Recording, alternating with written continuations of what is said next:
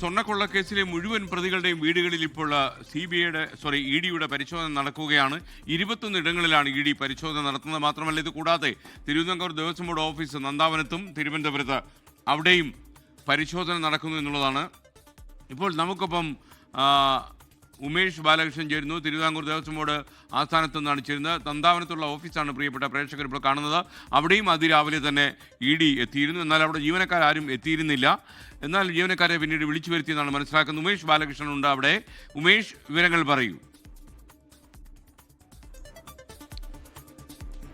മാത്രമല്ല, ഏറ്റവും പ്രധാനപ്പെട്ട കാര്യം, തിരുവിതാംകൂർ ദേവസ്വം ബോർഡിലെ എല്ലാ ജീവനക്കാരും ഇന്ന് ഓഫീസിലേക്ക് കടക്കണ്ട എന്നൊരു നിർദ്ദേശം ഇ ഡി വെച്ചിട്ടുണ്ടെന്ന് കൂടി നമ്മൾ മനസ്സിലാക്കുന്നു. ആവശ്യമുള്ള ഉദ്യോഗസ്ഥന്മാരെ ഇ ഡി ഉള്ളിലേക്ക് വിളിക്കും. മറ്റുള്ളവർ ഓഫീസിലേക്ക് വരേണ്ട. ഫയലുകളൊന്നും മറ്റുള്ളവർ കൊണ്ടുപോകാതിരിക്കാൻ വേണ്ടിയാണോ എന്നറിയില്ല. എന്തായാലും ഇ ഡി ഇങ്ങനെ ഒരു നിർദ്ദേശം നൽകിയെന്നാണ് ഞങ്ങളുടെ പ്രതിനിധി നേരത്തെ റിപ്പോർട്ട് ചെയ്തത്. ഉമേഷ് ബാലകൃഷ്ണൻ ചേരുന്നു നമുക്കൊപ്പം. ഉമേഷ്, പറയൂ.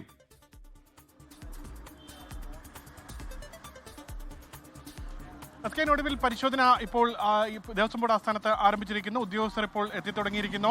എന്തായാലും ആദ്യം മരാമത്ത് വിങ്ങിലാണ് ഇപ്പോൾ അവിടെ രേഖകളാണ് പരിശോധിക്കുന്നത്. ഏകദേശം 2.5 മണിക്കൂറോളം എടുത്തു ഇ ഡിക്ക് ഔദ്യോഗികമായി പരിശോധനകൾ തുടങ്ങാൻ. രാവിലെ 7:15 കൂടിയാണ് ഇ ഡി ഉദ്യോഗസ്ഥർ ദേവസ്വം ബോർഡ് ആസ്ഥാനത്ത് എത്തിയത്. പക്ഷേ ദേവസ്വം ബോർഡ് ഉദ്യോഗസ്ഥർ ഉണ്ടായിരുന്നില്ല. ആകെ ഉണ്ടായിരുന്നത് സെക്യൂരിറ്റി ജീവനക്കാർ മാത്രമായിരുന്നു. സെക്യൂരിറ്റി ജീവനക്കാർ ഈ രേഖകൾ ഇരിക്കുന്ന ഓഫീസുകൾ തുറന്നു കൊടുക്കാൻ തയ്യാറായില്ല. കാരണം അവർ അതിന്റെ കസ്റ്റോഡിയൻ അല്ല എന്നാണ് ഇ ഡി ഉദ്യോഗസ്ഥരോട് അറിയിച്ചത്. അതിനുശേഷം ഉന്നത ഉദ്യോഗസ്ഥരെ ബന്ധപ്പെട്ടതിനനുസരിച്ച് അവർ ഓരോരുത്തരായി 9 മണിയോടുകൂടി എത്തിത്തുടങ്ങി. പക്ഷേ ഉന്നത ഉദ്യോഗസ്ഥർ എത്തണമായിരുന്നു. അതാണ് കുറച്ചുകൂടി വൈകാൻ കാരണമായിരിക്കുന്നത്. എന്തായാലും പരിശോധന ആരംഭിച്ചു. പ്രധാനമായി പരിശോധിക്കുന്നത് 2019 മുതൽ 25 വരെയുള്ള രേഖകളാണ്. അതായത് കഴിഞ്ഞ PS പ്രശാന്തിന്റെ വരെയുള്ള രേഖകൾ പരിശോധിക്കാൻ പോകുന്നു എന്നുള്ളതാണ്. 2019 മുതൽ, അതായത് സ്വർണ്ണപ്പാളി ചെമ്പുപാളിയായി മാറിയ ഘട്ടം മുതലുള്ള എല്ലാ രേഖകളും പരിശോധിക്കും. അതുമായി ബന്ധപ്പെട്ട ഇടപാടുകൾ പരിശോധിക്കും. ബാങ്കിങ് രേഖകൾ പരിശോധിക്കും. പരമാവധി രേഖകൾ എടുക്കാൻ കഴിയുന്നത്, അതായത് പൂർണ്ണമായി ഒറിജിനൽ സീസ് ചെയ്തെടുക്കുക എന്നുള്ളതല്ല, ഇതുമായി ബന്ധപ്പെട്ട പകർപ്പുകൾ എടുക്കാൻ കഴിയുന്നതെല്ലാം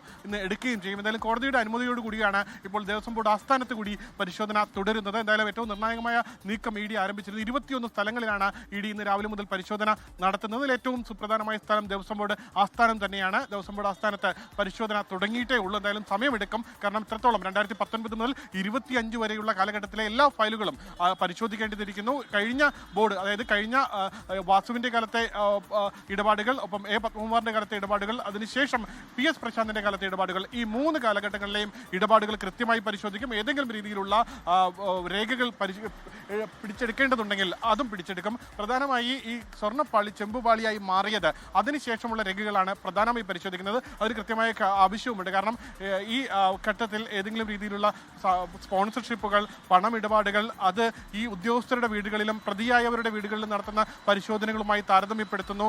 ഈ തീരുമാനം എടുത്തതിന് ശേഷം ഈ ഉദ്യോഗസ്ഥരുമായി, പ്രതിയാക്കപ്പെട്ട ഉദ്യോഗസ്ഥർക്ക് ഏതെങ്കിലും രീതിയിലുള്ള ആനുകൂല്യങ്ങൾ കിട്ടിയിട്ടുണ്ടോ, ദേവസ്വം ബോർഡ് മെമ്പർമാർക്കോ പ്രസിഡന്റുമാർക്കോ ആനുകൂല്യങ്ങൾ ലഭിച്ചിട്ടുണ്ടോ തുടങ്ങിയ കാര്യങ്ങളും പരിശോധിക്കുന്നുണ്ട്. എന്തായാലും പരിശോധന തുടങ്ങി.